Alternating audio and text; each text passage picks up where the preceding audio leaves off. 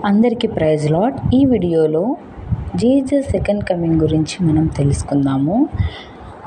ప్రకటన గ్రంథము 22వ అధ్యాయము 7వ వచనంలో, ఇదిగో నేను త్వరగా వచ్చుచున్నాను, ఈ గ్రంథంలోని ప్రవచన వాక్యములను గైకొనువాడు ధన్యుడు అని మనకు బైబిల్లో సెలవిస్తుంది. దేవుడి రాకడ సమీపంగా ఉందని మనకు దేవుడే సెలవిచ్చుచున్నాడు. అలాగే దేవుని రాకడ సమీపంగా ఉందని మనకు అర్థమవుతుంది.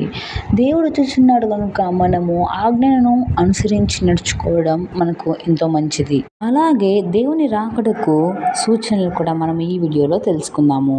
మత్తయి 24:7వ అధ్యాయంలో, జనముల మీదికి జనమును, రాజ్యము మీదికి రాజ్యమును లేచును, అక్కడక్కడ కరువులను, భూకంపములను కలుగును. ఇవన్నీ వేదనలకు ప్రారంభము. మనము ఈ కాలంలో చూస్తూనే ఉన్నాం. జనముల మీదకి జనములు వావి వరుస లేకుండా గొడవలు పడడము, అలాగే రాజ్యం మీదకి రాజ్యాలు యుద్ధాలు జరుగుతున్నాయి. పాలస్తీనా అండ్ ఇజ్రాయెల్కు జరిగే యుద్ధాలు కావచ్చు, అలాగే భూకంపములు, మొన్ననే మయన్మార్లో భూకంపాలు సంభవించాయి, థాయిలాండ్లో. ఇలాగా ఎన్నో సూచనలు మనకు రెండవ రాకడకు కనిపిస్తున్నాయి. కావున మనము ఎంతో జాగ్రత్తగా ఉండాలని మనకు అర్థమవుతుంది. అలాగే మత్తయి అధ్యాయంలోనే, అప్పుడు జనులు మిమ్మును శ్రమల పాలు చేసి చంపెదరు.